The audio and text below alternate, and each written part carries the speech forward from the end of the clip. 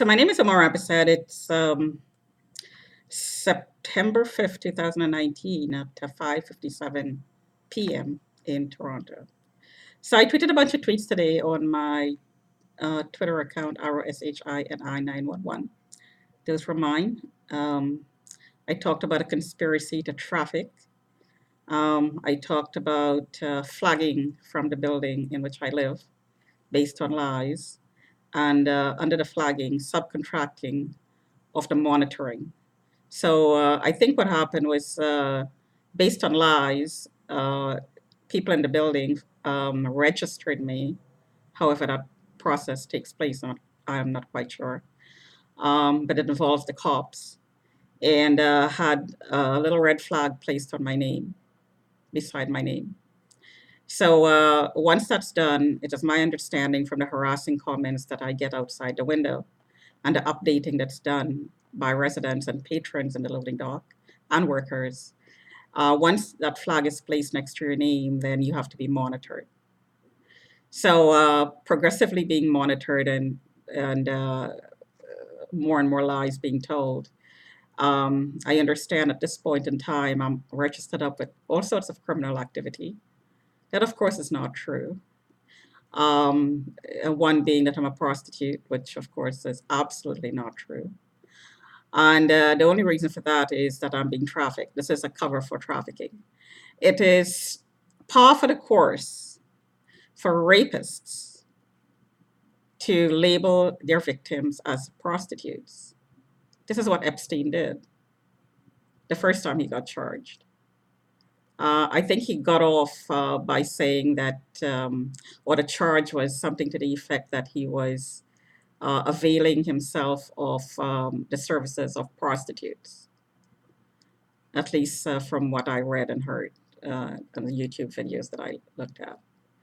So, in other words, he called his 12-year-old, 14-year-olds, the girls, victims, prostitutes, even though, of course, they were not prostitutes.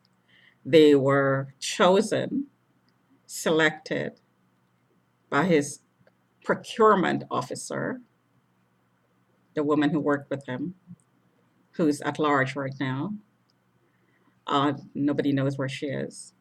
These people, these kids were chosen, selected, groomed by her, maybe other people, and then given to this man to take their virginity away, basically. So this is a routine for rapists and predators, sexual predators, to label victims as prostitutes. So this is exactly what's happened in the building. Sorry, just got a stinging sensation in my throat there. In the building.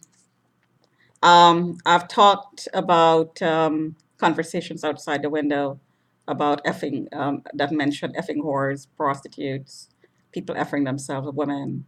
These are all conversations that pimps would carry on. And of course, I took it to court. I've been complaining about this to management for years um, and got no action, which is why I took it to court. So it is my suspicion that members of the board were actually flagging me. And since the flagging is a basis for outsourced monitoring, and the outsourced monitoring is a cover for trafficking, then I suspect that the board may be involved in this whole process, which is why I never got a proper response from the board of directors after 10 years of complaining. So the reason I am exposing what's going on is, of course, my life is in danger. There is a community targeting program in which contracts are bid on within the community. Who gets the contract to pretty much stalk, harass, incite my anger, set me up, frame me, to fill this envelope. There's a new envelope, a new flag, several flags, new envelopes, So information has to be accumulated in this file to be presented to have me mentally committed, charged, or removed and disposed of. So this is what it's all about. So not going to go on too much about that. I tweeted a lot of links and I posted a lot of videos. Um, I posted one tweet about this alarm, the alarm on this detector, I should say, going off every time I leave the immediate area in which this detector is sitting. So I'm sitting here, and if I were to get up and go to the kitchen, which is 10 feet away, um, this would start alarming as it just did. So sometimes it would continue alarming at the reading of about 20. So right now it's 8 something, 9 something, 10 something. So that's a little bit of the computer effect there. But when I'm away from the detector and there's motion, if I get up and I start walking, the detector alarms. And it keeps on alarming sometimes when I'm away, as it just did. So there seemed to be some sort of a trigger that's motion activated. Motion activates the alarm. So there it goes again. So I would conclude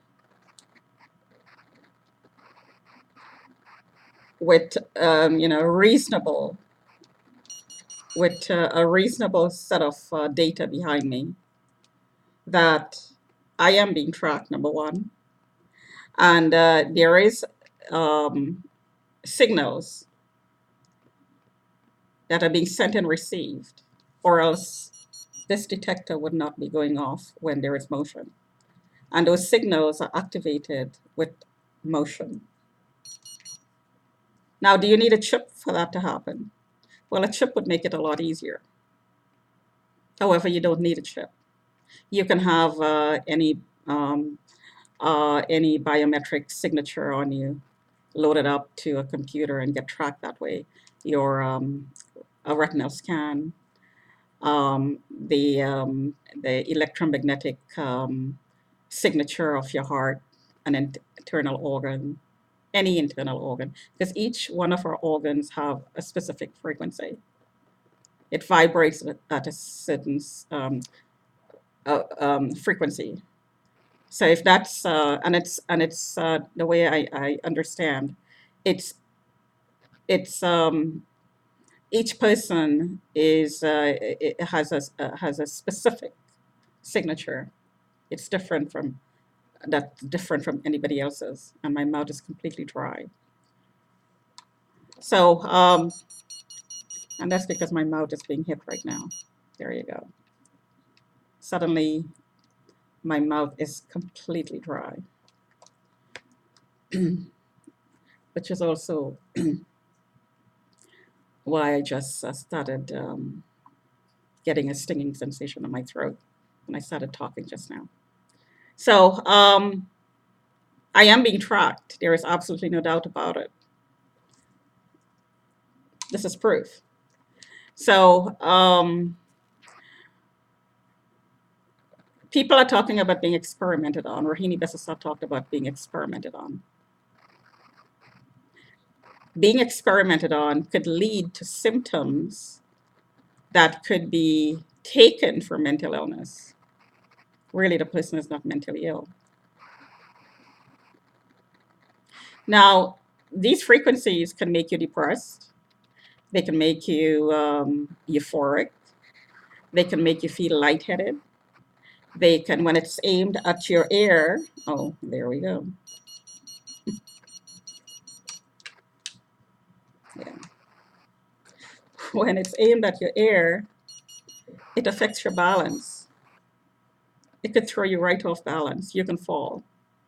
If the pulse is high enough, and the reading around the ear was 20. So that's about the range that I'm scanned when I'm moving around the unit. And my ear is slightly sore right now. It's up to 24. So when it goes above 20, it causes discomfort. If it goes to 100, it's painful. And your ear, of course, is very sensitive. So when it's aimed at your ear, you will lose your balance. It can pierce your eardrums if the beam is focused and act like a laser. Of course, you can use lasers as well. Your eardrums could be pierced and punctured. You could lose your hearing. You could lose the range of your hearing if you have your hearing tested and you lose